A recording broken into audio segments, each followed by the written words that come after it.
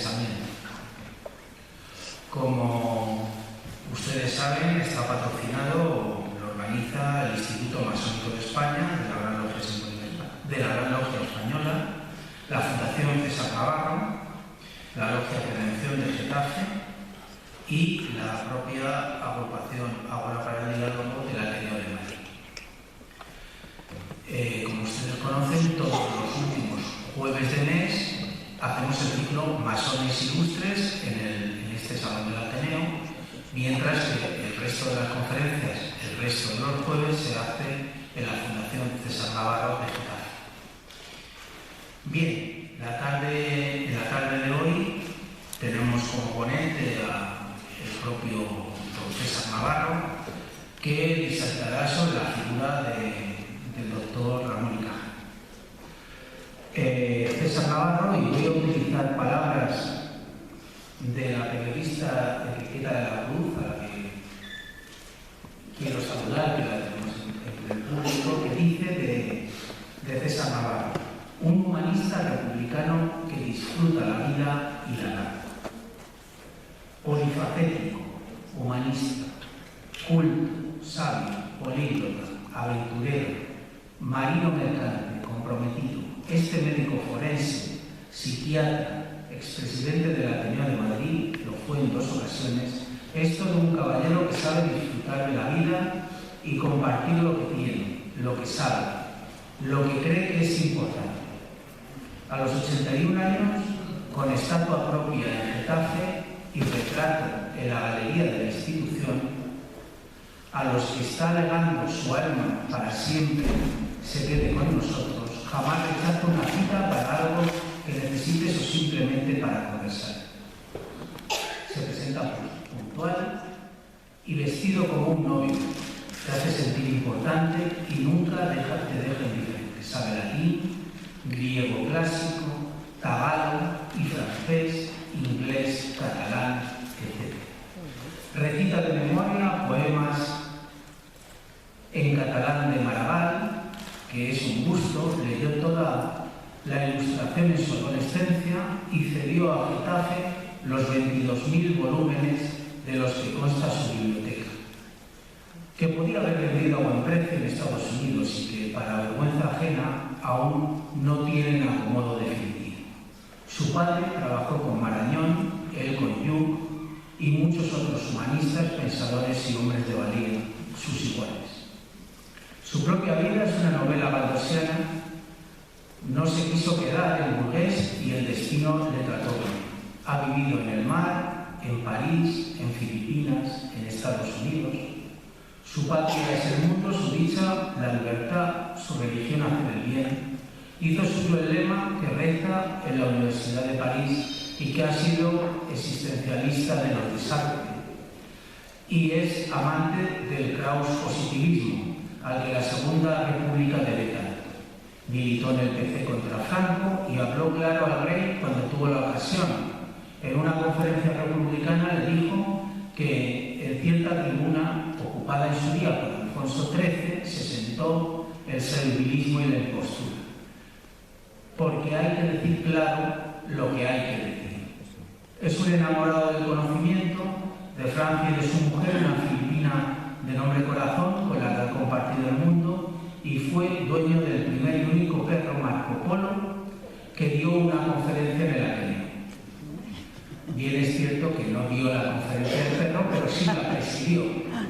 Quien dio la conferencia fue el humorista Calicates. Bien es cierto que para moderar ayudaba bastante el que don César le apretara el rabo al perro, así ladraba y le daba la palabra. Pero ese era un truco que hicieron para que el perro Marco Polo dirigiera la conferencia del humorista Calicates.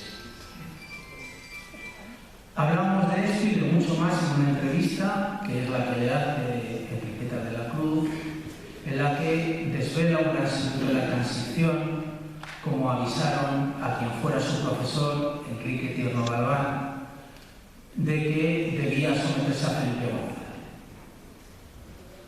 La conversación con César fluye en la propia cafetería del Ateneo de Madrid, institución que la reacción quiere cargarse en estos últimos ignominiosos días de corrupción y asco de panorama político. Fluye con remanso de paz como en un oasis y para nosotros es un placer presentarle para que disfruten de la sabiduría de este doctor en medicina y de tantas otras cosas que es el doctor César Navarro, que realizará su conferencia sobre Ramón y Cajal, si consigue apagar el... César, tiene la palabra.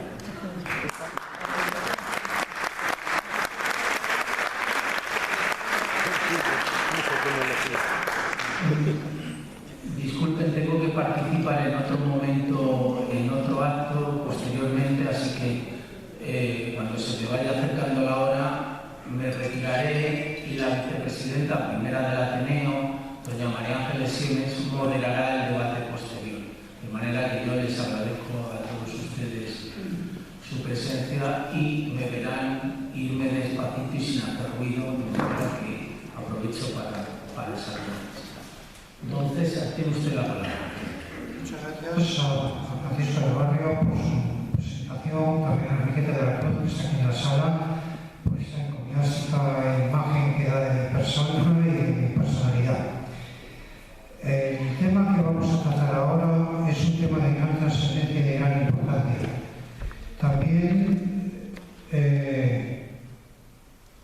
Ramón y Cajal fue una persona importante en la vida española, en la vida científica mundial y también en la vida del Ateneo. Hizo la sección de Ciencias de la Salud durante muchos años, tuvo encendidas polémicas aquí en el Ateneo, perteneció a los grupos causistas del Ateneo y haremos repetidas referencias de esta actuación aquí en esta casa también. El tema de Ramón y Cajal es un tema, como digo, que tiene una triple dimensión y que es la de su triple dimensión de ser humano, excepcional, impresionante. Su vida es también una vida de aventura y una verdadera novela. Un científico de relieve mundial que revolucionó todo el estado de la ciencia de su tiempo y también un masón discreto y ejemplar que llevó la masonería siempre en el alma y la utilizó como camino de perfección para lograr sus logros científicos y sus logros humanos. Ramón y Cajal, en ese mismo tribuna, que es cuando se hizo un homenaje a Ramón y Cajal, asistió a la doctora Castilla del Pino y asistió Enriqueta Rodríguez Levy, que fue la secretaria de Ramón y Cajal durante muchos años hasta su muerte en el año 34. Ella entró como secretaria a los 17 años y escribió un libro que se titula Así era Cajal, y yo tuve el honor de presentar, como hay constancia fotográfica de eso, desde esa misma tribuna. En este libro García del Pino, al hablar de Ramón y Cajal, decía que Ramón y Cajal era un mito, como lo era Einstein, porque su ciencia no podía ser comprendida por el hombre de la calle, y entonces utilizaba su figura. Ramón y Cajal huyó siempre de esa mitología, él nunca quiso ser un mito y escribió para demostrar que era un hombre como los demás un libro autobiográfico que se llama Mi infancia y juventud, y escribió también normas y reglas para la investigación científica, un libro magnífico en el que da normas y en el que viene a decir que un científico es aquel que se propone serlo y que en ciencia los medios técnicos son importantes muchas veces, pero no son todo, que todo lo forma la voluntad de ser y sobre todo la voluntad y la perseverancia y el trabajo. En esta triple dimensión de Ramón y Cajal, como científico, como hombre de acción y como masón, pienso que Ramón y Cajal luchó heroicamente en la guerra de Cuba como capitán del ejército español, vio la generación del 98, pero no lo vio como Baroja y otros miembros que se reflexionan sobre la decadencia española en esa época, sino que él la vio el hundimiento del imperio español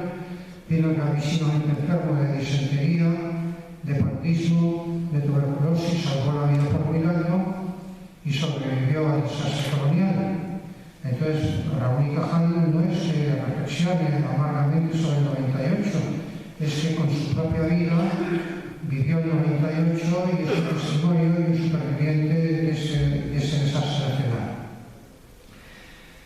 En su biografía destaca siempre el tesón, el amor al pueblo, el afán científico y el afán de investigación ya desde la temprana niñez. Ramón y Cajal nace el día 1 de mayo de 1852 en una humilde aldea de Navarra que se llama Petilla de Aragón. Es una aldea situada en la provincia de Zaragoza, en un fenómeno geopolítico parecido al que es el condado de Treviño, que es una parte de la provincia de Burgos, pero que está situada dentro de una provincia vascongada. Así ocurría con Petilla de Aragón. Su padre había sido de joven cirujano barbero y entonces había conseguido, después la vida dedica los primeros capítulos de Infancia y Juventud, Cajal a glosar la vida de su padre y a resaltar los muchísimos méritos que tenía este hombre, hijo segundón o tercero de una familia importante. Las normas de los estados orientales, como Cataluña y esa zona de Aragón, no heredaban la tierra, sino que estas gentes tenían que buscarse un oficio o un trabajo. Y solo el mayor de los hermanos pues tenía la facultad de labrar y seguir con el patrimonio que heredado, que no era muy allá, pero que era posible. Entonces, don Justo Ramón y Casasús, así se llamaba su padre, entró como mancebo de un cirujano barbero que operaba cosas de cirugía menor por los pueblos aquellos del Pirineo, Navarra y Aragonés. Este hombre un día recogió una parte de su soldada, fue a una barbería a Barcelona, allí fue a la Universidad de Barcelona y obtuvo con gran esfuerzo el título de cirujano de segunda categoría, que era un título que equivaldría pues, a practicante o ATS, como se dice ahora. Y poco a poco fue ampliando sus estudios, estudiando autodidacta hasta obtener el título de doctor en medicina y después de profesor de la Facultad de Medicina de Zaragoza, a la que accedió ya cuando sus hijos eran adultos para ayudarles a estudiar medicina. Tuvo 4 hijos, 2 varones, Santiago Ramón y Cajal, Pedro Ramón y Cajal, y 2 hijas que no estudiaron y que se dedicaron a sus labores como era entonces costumbre. Como digo, los 2 primeros capítulos hacen glosa de estos paisajes y de esas tierras aragonesas y sobre todo de los trabajos hacia los campesinos. Se siente hermanado, luego se sintió profundamente hermanado por Joaquín Costa, a quien considera pues, un profeta de la revolución, que fue también obrero, que también hizo trabajos manuales y que finalmente pues, es un regeneracionista y que propugna también la redención de esa clase obrera, primero empezando por ellos mismos. Entonces Cajal, de Petilla de Aragón, vive los 2 primeros años, guarda un recuerdo muy difuso. Estuvo posteriormente allí y entonces conoció un poquito lo que era la población, la pobreza de aquellas gentes que no eran únicas de ese lugar y que correspondían a todo el Alto Aragón y a muchos pueblos de España, de una España agraria y pobre en la que Cajal dio las primeras luces y tiene las primeras experiencias. Cajal tiene que estudiar el bachillerato, su padre le enseña francés autodidactamente, le enseña a leer y a escribir. A los 4 o 5 años Cajal leía y escribía perfectamente y sabía pasablemente francés, que no es poco para lo que era en la época. Entonces el padre, queriendo que él supiera latín, que fuera más culto que había sido él, decide matricularlo en los escolapios de Jaca, donde había unos padres escolapios y Cajal acude a ese colegio, le matricula el padre, le acompaña allí, vivía en Jaca un pariente materno, un tío, el hermano de su madre, vive allí en pensión y acude a los padres escolapios de Jaca. La experiencia fue desastrosa para Cajal. Cajal guarda un recuerdo terrible de aquella época. Le pusieron como profesor y preceptor a un padre, a un escolapio, el padre Jacinto, que tenía fama de domar a los niños díscolos y traviesos y que emprende con Cajal pues, una actuación de violencia y demás en la que Cajal se acordará siempre.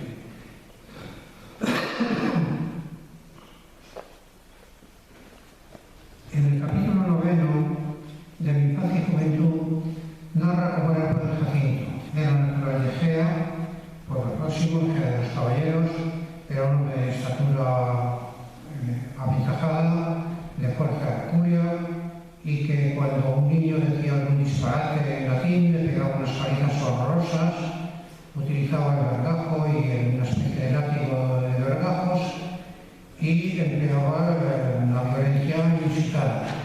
Tan es así que a uno de los niños le pegó un puñetazo tan tremendo que le estrelló varios metros contra el cerrado, que se hizo astillas, le enseñó a varios niños. Claro, Cajal vio estos aspectos de violencia y no pudo someterse a ellos, lo recordó toda su vida. Esto parece mentira, que estas cosas ocurran y ocurrieron. Como no, cualquier persona que tenga curiosidad pues se refleja en la página 62 a 65 de Mi infancia y juventud, todos estos hechos, y sobre todo este hecho brutal del padre Jacinto estampando al niño. Y Cajal entonces, como no podía hacer carrera, Cajal se hizo inmune a los golpes y a las palizas, pues entonces le trataron de domar, como decían ellos, con las penas de ayuno. Le encerraban en la celda y no le daban de comer, le soltaban solo a la noche, con lo cual llegó un momento en que empezó a peligrar su salud.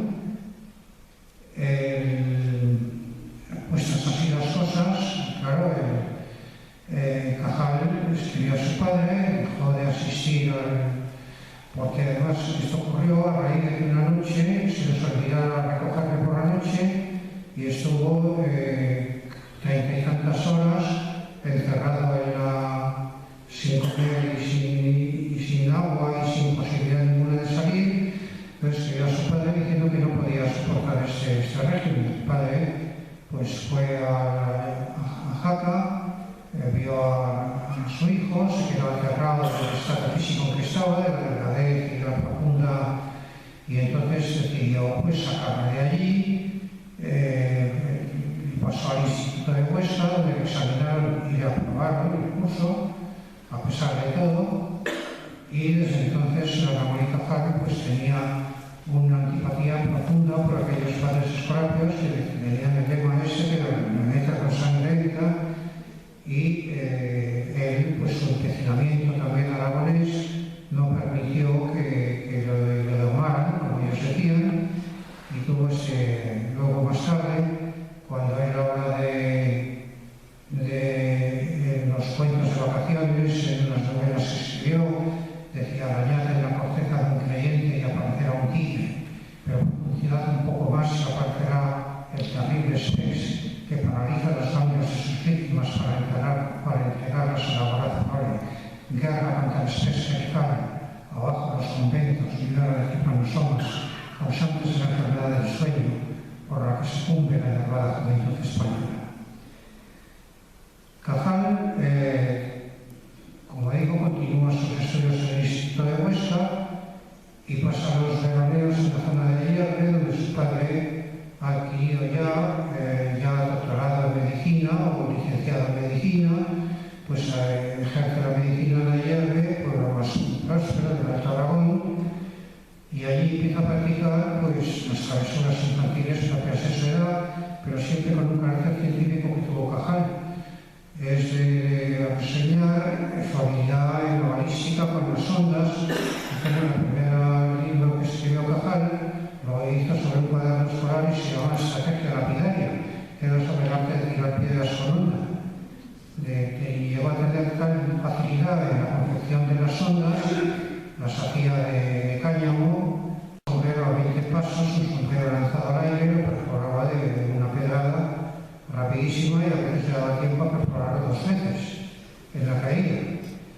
Entonces Cajal empezó siempre, observaba la naturaleza, tenía pasión por la pintura y por el dibujo, y el padre, alarmado porque esto creía que las distracciones que iban a distraer de la carrera de medicina y de la ciencia a la que estaba destinado por voluntad paterna, porque el padre quería que siguiera sus huellas, había sacrificado para ello, y creía que él y su hermano Pedro fueran médicos y lo fueran de la manera más fácilmente, con más medios de lo que lo había sido. Una de las cosas más tremendas de Cajal es que él, más que la onda, quería encontrar un medio médico pues, más potente que la onda. Y entonces en una viga y en una barrena que hace de un residuo de unas obras, hace unos agujeros en la barrena en la viga, la convierte con brea, la pone unos tubos de estaño por dentro, hace un oído para meter la pólvora, fabrica la pólvora con carbón, potasio y fabrica pólvora y fabrica un cañón con el cual apunta a una puerta de un vecino, derriba la puerta del vecino, el cañón funciona y claro, Cajal, pues entonces vienen los guardias, le meten en la cárcel, el padre dice que sí, que le metan en la cárcel, a los 12 años cumple 2 o 3 días de cárcel, a Paniagua en la cárcel, hasta que le sacan de allí. El padre, pensando que el chico puede cometer desmanes, es verdad que era admirable su capacidad científica, pero claro, era un peligro ese tipo de travesuras.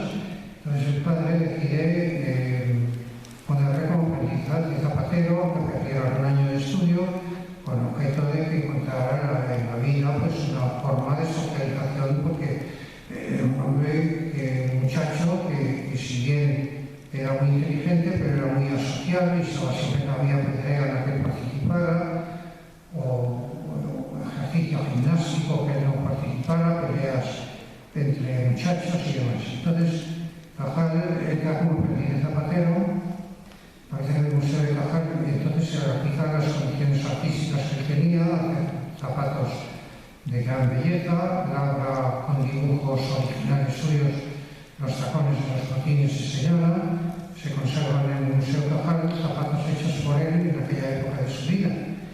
Más tarde, Cajal,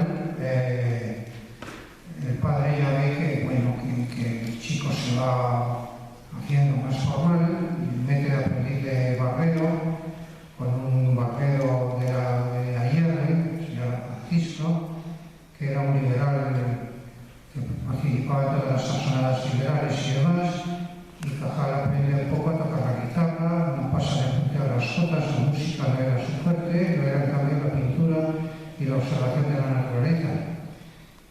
Estudiaba los animales, especialmente a los pájaros, llegó a coleccionar nidos, pero lo hacía para observarlos, para cuidar de estos animales y luego los devolvía a la naturaleza y observaba pues, cómo eran y cómo.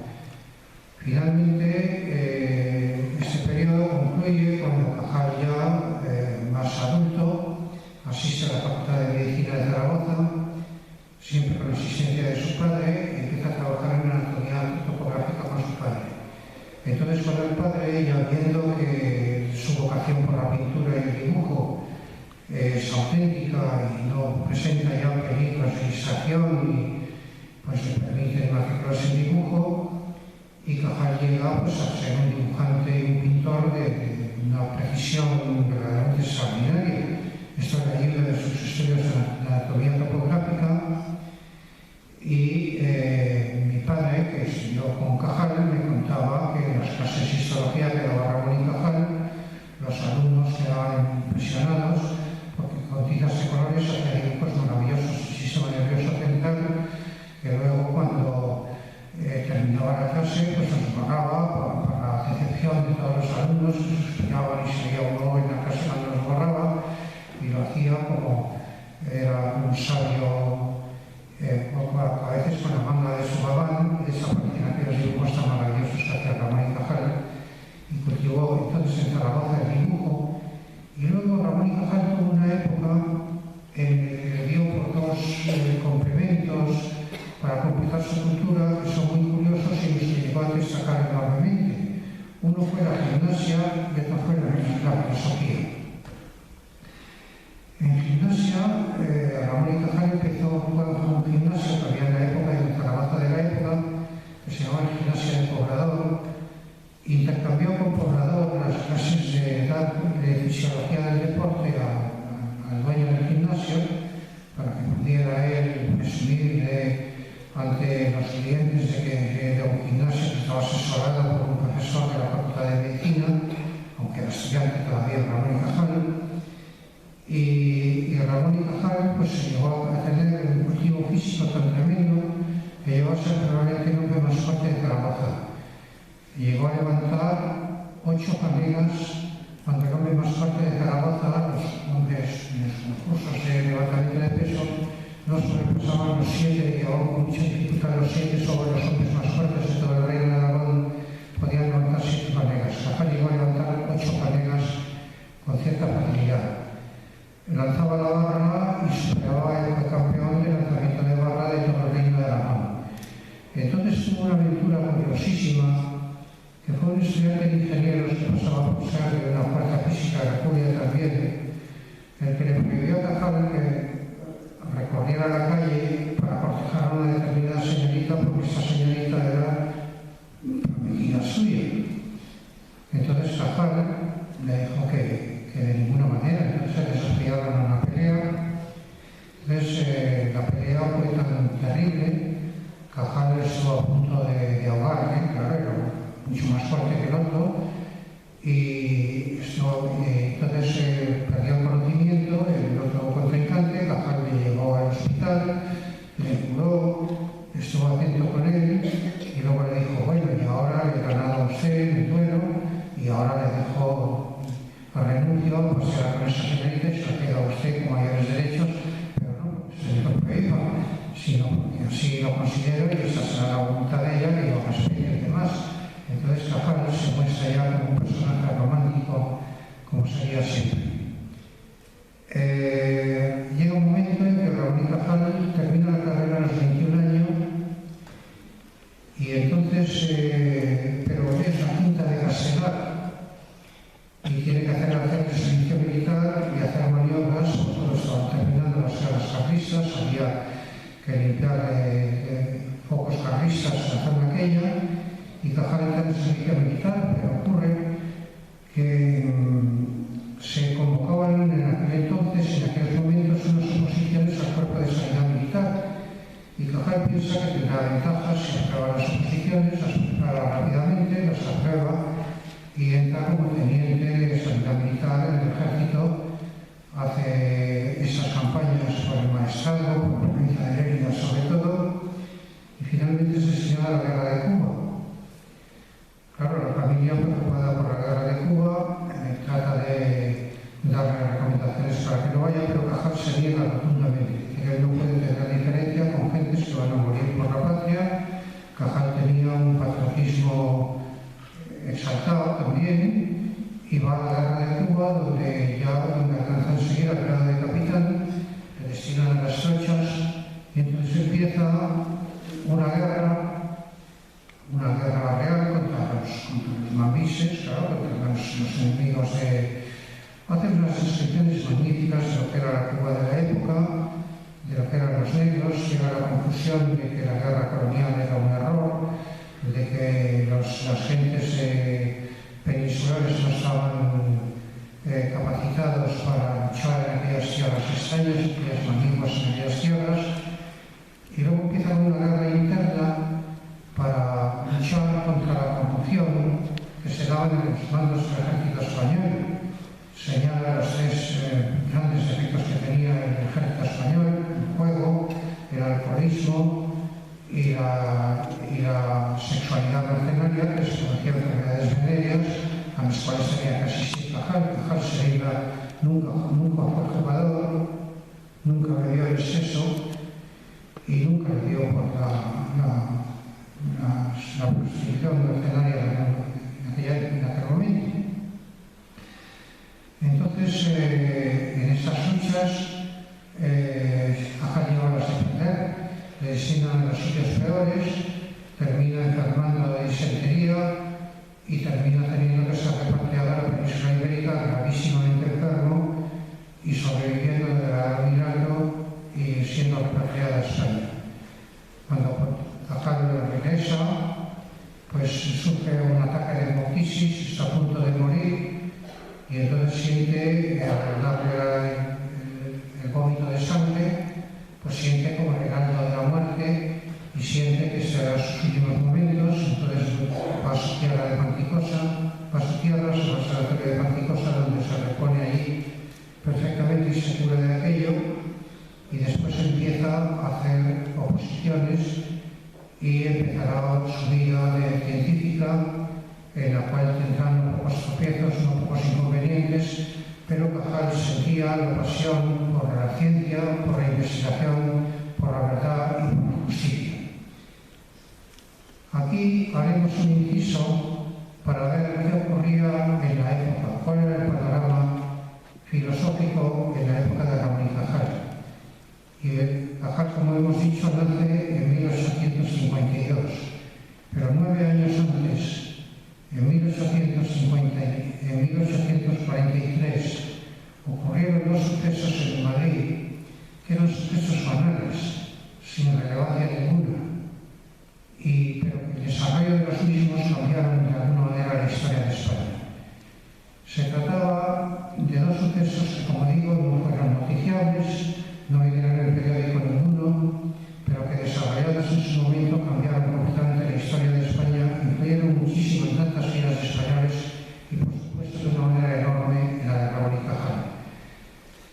En esa época, el rector de la Universidad Central de Madrid, que se llamaba don Pedro Gómez de la Serna, y que había recibido las influencias catedrático de Derecho, y que había recibido las influencias de Arens, filósofo alemán, discípulo de un filósofo que se llamaba Karl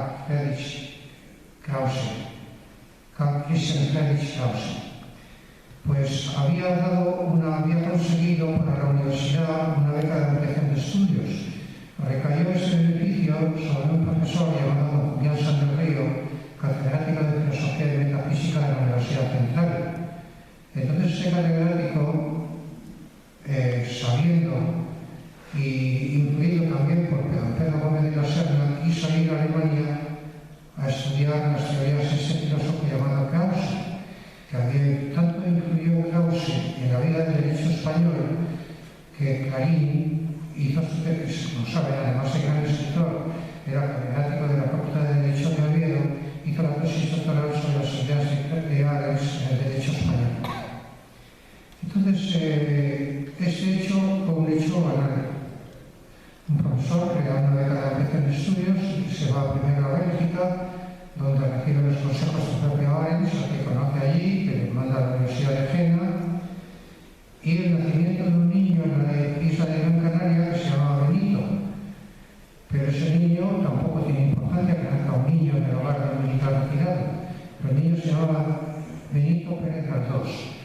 Y años más tarde glosará en sus episodios nacionales una nueva forma de literatura, la cuarta dimensión de la historia, la estampa de lo que fue, y la estampa y la reflexión de lo que fueron las guerras carlistas y todo el siglo XIX español.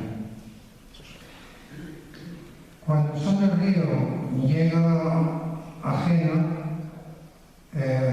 pues en el año 1843, se encuentra que Krause había muerto en el año 1832, llevaba 11 años muerto, pero estaba resucitando gloriosamente en aquel momento. O sea, Krause, que murió en el ostracismo, porque había aplicado los principios del idealismo neokantiano a su propia vida, pues había muerto sostenido por su padre, que era un clérigo protestante, había caído en el ostracismo y en la pobreza y muere prácticamente de inanición.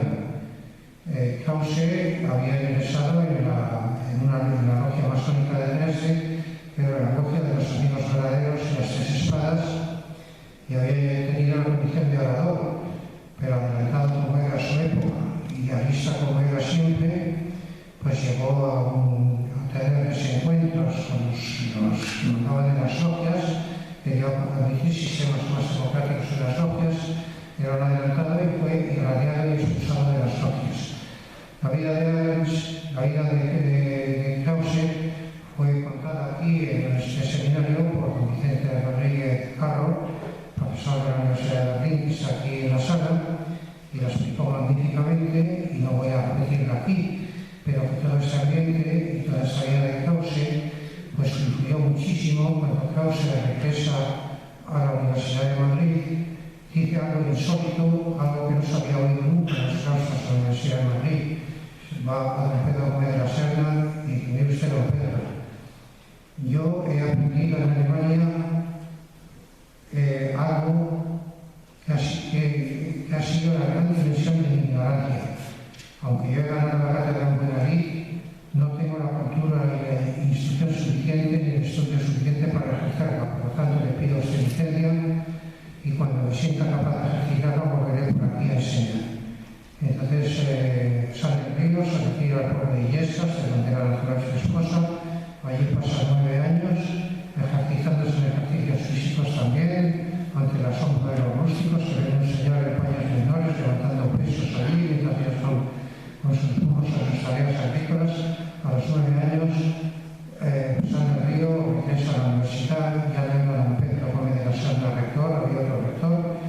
Dice, ahora sí, estoy en condiciones, ya he aprendido lo suficiente para poder enseñar algo. Retoma su cátedra y al poco tiempo viene la gloriosa y vienen los sucesos de Madrid, que tanto también narra Galdós en Fortunata y Jacinta y en otras novelas. Y viene, entonces él crea el movimiento clausista, del que derivará después la institución y la enseñanza. Pero claro, todo esto había un problema. Con el que se contó Cajal, como masón que era, Cajal se inicia joven en esa época del gimnasio, en que Cajal leía Kant y leía Fichte. Fichte, como saben, era también masón y había leído sobre todo a Fichte y había leído pues la crítica del juicio de Kant y la crítica de la razón pura, las 864 páginas de la crítica de la razón pura. Le parecía también a Cajal una punta del pensamiento humano, pero él, contemplador de la naturaleza, necesitaba algo más, necesitaba algo que después fue lo que se llamó el positivismo, porque entre tanto había desarrollado Darwin una teoría de las especies, Haeckel había descubierto al microscopio como toda la filogénesis, o sea, toda la historia de las especies humanas se podía reproducir viendo el embrión humano. Entonces hace el famoso postulado de que la filogénesis es un resumen de la ontogénesis, o sea que se puede ver a través del embrión humano toda la historia de los seres evolucionados, desde los insectos hasta los mamíferos superiores. Entonces Cajal necesita investigar en este tipo de cosas y entonces adopta el positivismo, que es la forma. El positivismo fue un proceso difícil y colaboraron en él pues dos discípulos directos de Krause, uno directo de Krause, que fue Arias Tieberheim, más joven. Este fue un error que le sacó Vicente Rodríguez Carro en la anterior, de que no había situado bien cronológicamente a Tieberheim. Tieberheim escribió un libro magnífico, que es una de las grandes historias de la filosofía, que está en el que yo lo he encontrado en Cuarta, en el Ateneo, fue traducido por Salmerón y Urbano González Serrano, que era el adjunto de Salmerón, y obra aquí en el Ateneo. Son 4 tomos. El último, el tomo 4, es una biografía de Krause magnífica, y yo creo que la mejor y la mejor fundamental. Hay otra, que es la de Enrique Zureña, que es la que se dirigió su conferencia magnífica, por cierto, que la reiterar, Rodríguez Carro. Entonces Cajal se encuentra con este ambiente científico. El problema de Cajal fue que había que tener una praxis científica. El idealismo neokantiano manejaba el nombre de la ciencia y solo el positivismo de Spencer podía orientar sus investigaciones. Entonces lo adoptó para sus investigaciones explicar muy brevemente y de la manera más sencilla posible en qué consiste la teoría de la neurona que dio forma mundial a Ramón y Cajal. El sabio y el padre de la patología y uno de los hombres más grandes de la ciencia alemana, que era Virchow, había hecho un postulado de que toda la célula dependiente siempre derivaba de otra célula. El sistema nervioso central había sido estudiado sobre todo por un gran histólogo italiano llamado Camillo Golgi, que era catedrático de la Universidad de Padua. Golgi se enfrentó como Cajal con una especie de selva, una funda terrible, al contemplar el sistema nervioso, el microscopio, el sistema nervioso central. Y esa selva era imposible de penetrar en ella, y solo Golgi pudo penetrar en ella a través de las distinciones que hizo con la espata amoníacal. Cada había perfeccionado mucho los temas de tinciones y había desarrollado la fotografía de color hasta superar lo que había en la época en Alemania, cuando estuvo en el Sanatorio de Panticosa y aprovechó el tiempo de su recuperación física estudiando fotografía. Incluso había avanzado tanto en métodos fotográficos que pensaron en algunos aragoneses que propusieran hacer una fábrica de estudios fotográficos. Estudió profundamente la fotografía de color y logró técnicas fotográficas magníficas. Poseedor de esas técnicas y conocedor a través de Simarro, que era otro gran profesor valenciano que había tenido estancias en Alemania y que había estudiado con von Kolliker, que era el patriarca alemán de las ciencias histológicas en la época, había tenido conocimiento de las tinciones con plata amoníacal de Golgi y trató de perfeccionar, y fue todo su empeño científico en tratar de perfeccionar las técnicas de tinción de Golgi y de fotografiarlas en placas sensibles que él mismo fabricaba. Pero claro, su labor era titánica. Cajal vivía muy modestamente, tuvo siempre ánimo austero y no pasó nunca de tener muy pocos, pero él empleaba todo el dinero que ganaba y que tenía, lo empleaba en la compra de microscopios y de material que compraba donde podía. Compraba brazos, lo iba pagando poco a poco, iba haciendo sus estudios hasta que él vio algo y lo encontró pues el día de su cumpleaños, cuando cumplía 36 años, en 1888.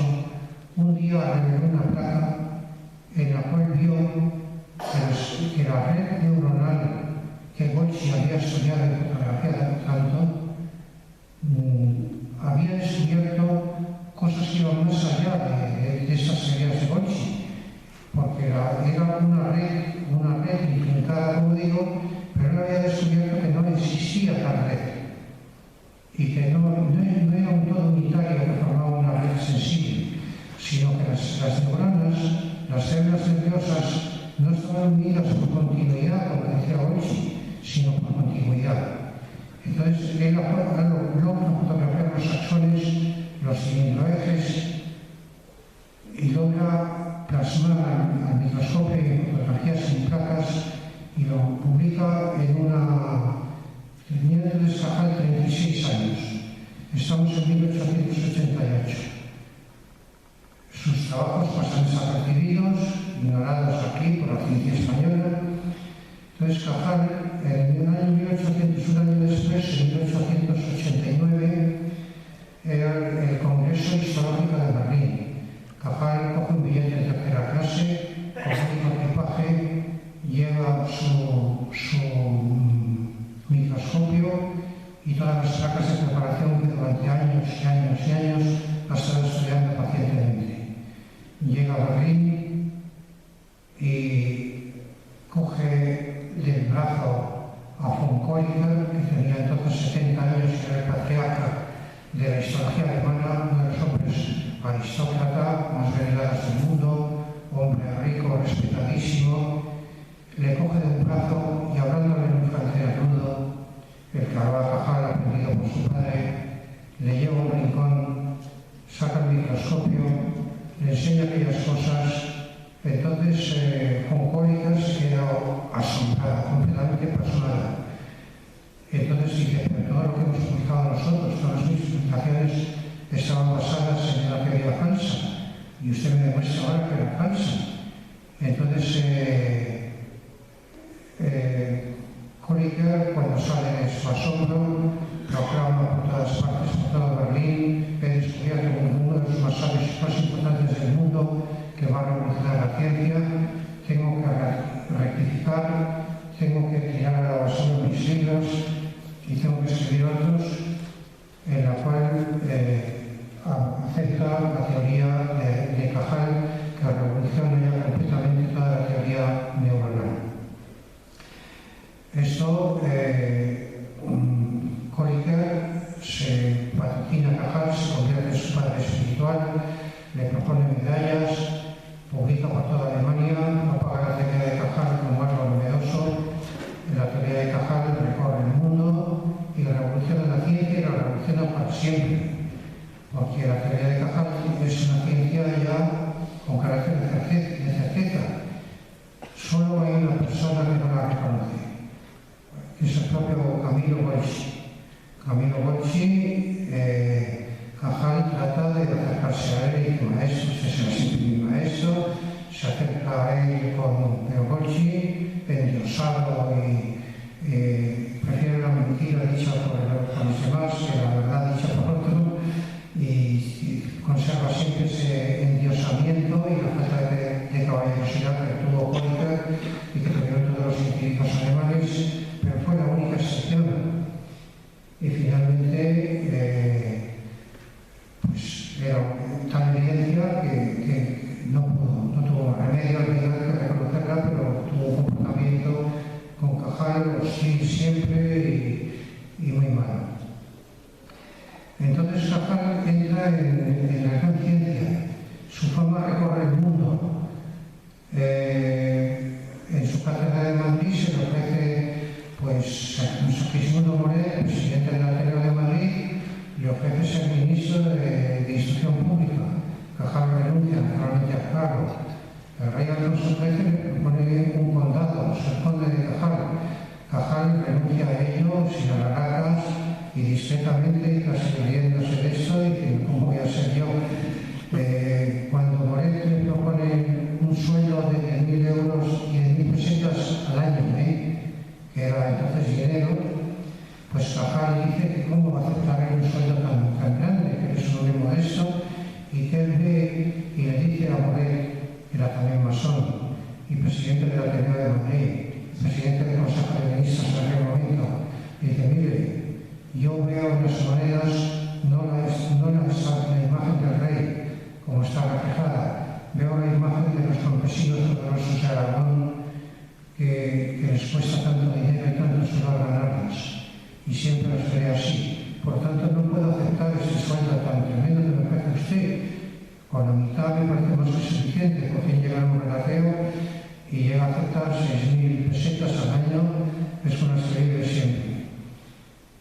Entonces, Cajal huía siempre de los homenajes y de los banquetes. Decía por ahí a un banquete, esto es cuando hacen la estatua de Vittorio Mancho del Retiro y se inaugura la estatua. Cajal no asiste a los banquetes de homenaje ni a su homenaje. Cajal huye siempre, porque dice: hay que tener, decía Ramón y Cajal, que es bastante gracioso, dice: hay que tener el corazón de acero, la piel de elefante y el estómago de buitre para asistir a banquetes y homenajes siempre, continuamente. Entonces Cajal vive su vida austera, y un día le ocurre algo que le da una imagen tremenda. Un día viene un estudiante de medicina de Zaragoza y se presenta en su cátedra y le trae también, como le había traído a Foncóliker, unas placas y un estudiante de tercer curso de Zaragoza, y le empieza a desarrollar unas cosas que él crea haber descubierto. Cajal se da cuenta de que no ha descubierto gran cosa, pero que es un muchacho estudioso y que es un aragonés como él, y que le separan 50 años de él. El estudiante le da un gran rollo, entonces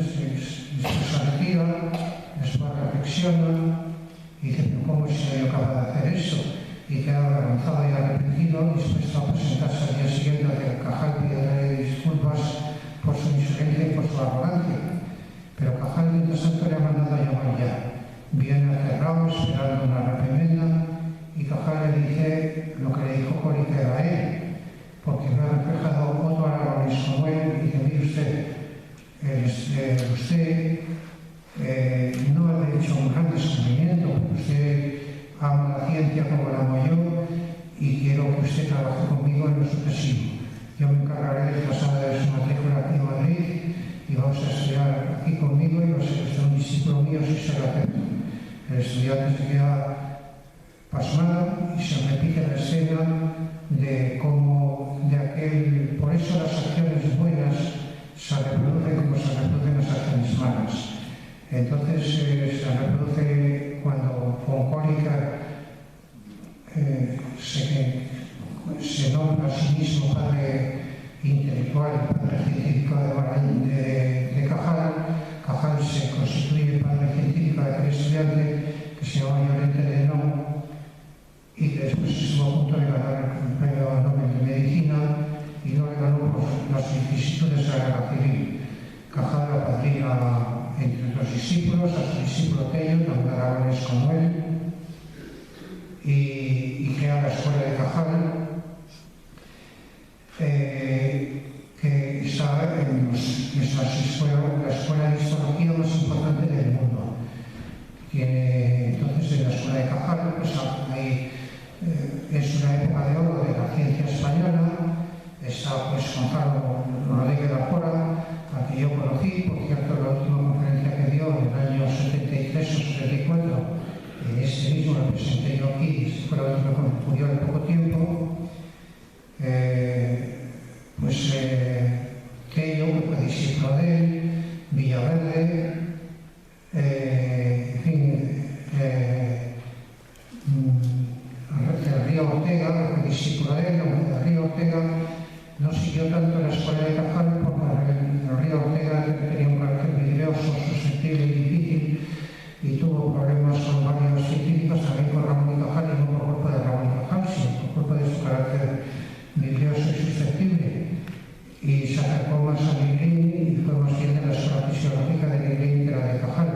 Pero la escuela de Cajal brilla, tuvo discípulos en todo el mundo, como ingenieros, y luego, claro, como Cajal muere en el año 34, si no, pues no sé si hubiera corrido, claro, era masón, era igualitarista, con ideas muy avanzadas en materia política, y era un hombre que defendía cualquier acto de justicia y de verdad, pues no se callaba nunca y no paraba de defender. Mi padre me contaba cómo en esa posición, en esa cátedra de otro aragonés que se llamaba Ara, que opositaba a la cátedra de anatomía, pero se la dieron a un señor, a otro catedrático llamado Cuñado de la Villa, porque era el cuñado de un ministro de la época.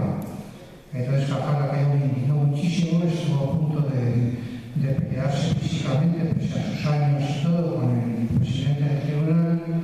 Don Pedro Ara, pues airada por aquel suspenso injustificado y aquella injusticia, se marchó a Argentina, después sería el que embalsamó y escribió las memorias, y fue el que embalsamó a Eva Perón y todo ese tipo de cosas, y fue de los anatomistas más importantes del mundo, también de la escuela de Cajal.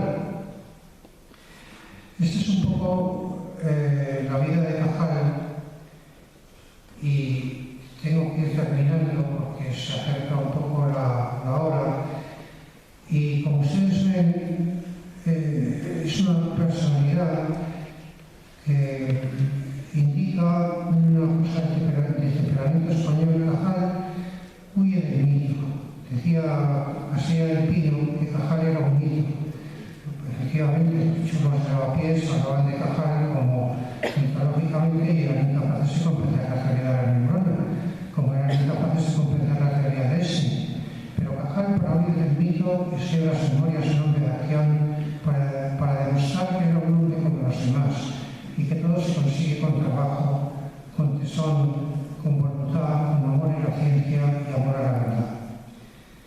Nosotros, para terminar ya, estamos en un mundo en el que vemos un panorama de ignominia. Cuando ustedes hablan de este acto, pondrán la televisión y verán el juicio de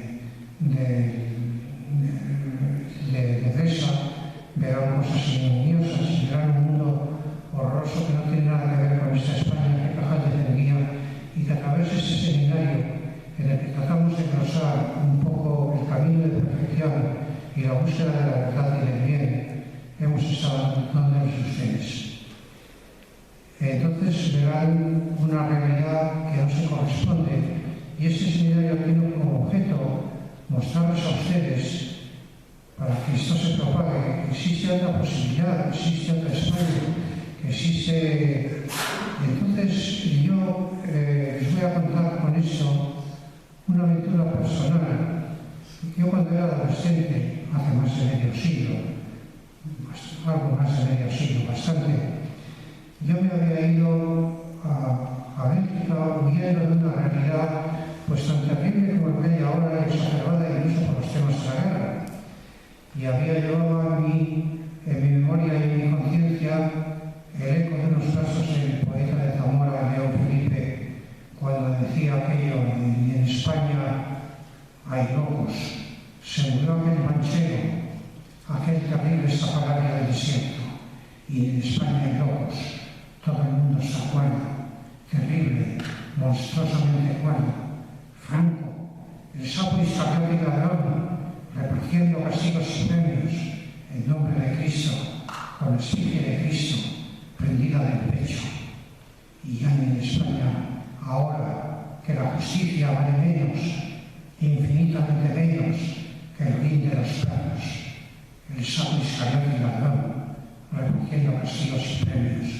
Ya ni en España hay locos, se murió aquel manchego, aquel terrible estafagario del desierto, y ya todo el mundo está cuerdo, terrible, monstruosamente cuerdo.